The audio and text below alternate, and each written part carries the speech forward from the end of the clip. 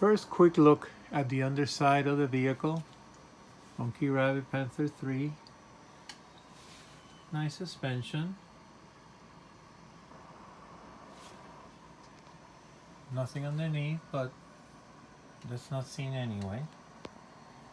It's got a functional escape hatch, which was in the vehicle until I think the L version.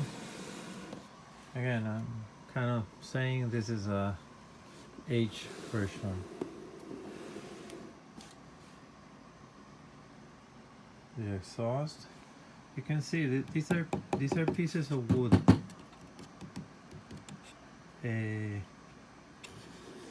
I noticed these lines here. I'm gonna cover that with Aves Apoxie. Not that it's gonna be seen much, but more than anything, to give it strength. It adds weight, adding any Aves Apoxie, but it's a trade-off. I think I'm gonna bead around here, locking in these screws. It's got some pieces here already, but I think I'm gonna blend that in, and later it'll look like some mud. And the pieces where the wheels go are ball bearings. I'll have to be very careful. Not that I'm gonna be running this baby down a hill, but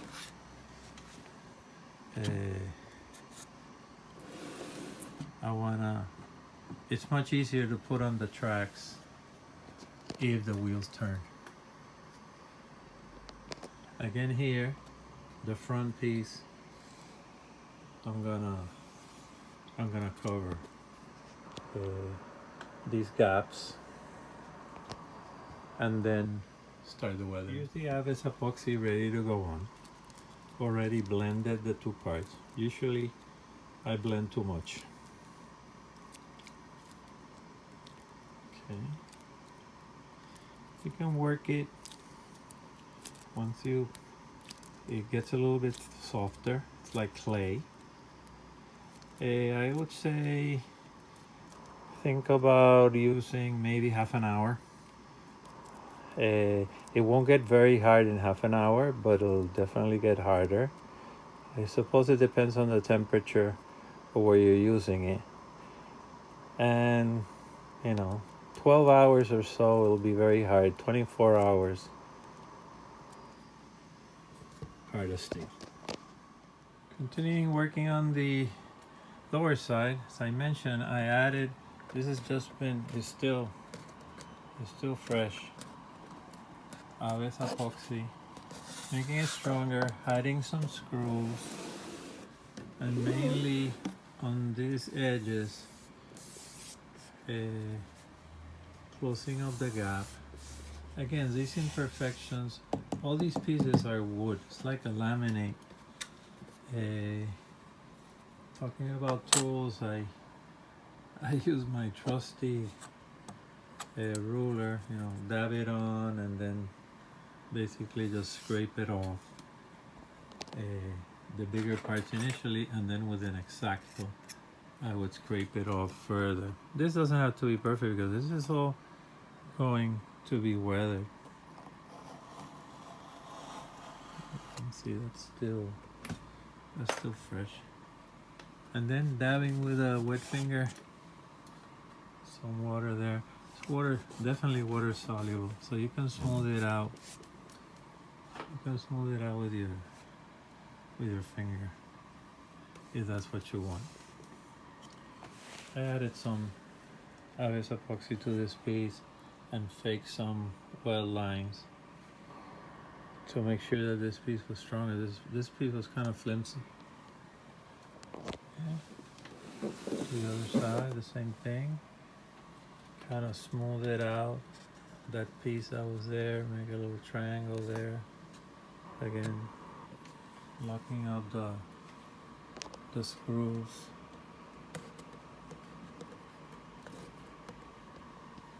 Ready for what I call my swap mix. That's the next step. As I mentioned before, I always start vehicles from the ground up, and I've also mentioned many times the swamp mix. I have this old epoxy tub, and I mix a little bit of everything.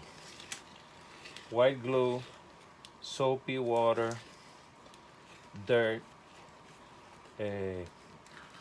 fine ballast from products for trains, HO scale trains. Being 1/6 scale, I've always thought that if you're gonna have weathering and dirt, it's gotta have some texture to it. 1/35 scale, paint is good enough, but for 1/6 scale, I like the old swamp mix. What I'll do is I'll add, I go through a bunch of these brushes, because once you use one of these for swamp mix, it'll never, it ends up, no matter how you clean it, it ends up like this, all spread out, which I hate, so maybe you can see it here, but it's just, I would just dab the swamp mix. Later on, everything's gonna be painted, so this is just to give texture. And where I put that Aves Apoxie to make that seam stronger, I now add the swamp mix, which will make it look like caked in dirt. It's not gonna be covered with it, but here and there, nook and crannies, and particularly in that beading, to make all that look like just caked in dirt and not what it is. It's like that material just making that joint stronger. Okay. You get the idea, just a little texture. I'll be very careful with this because that's that part that's wood, and I don't want it to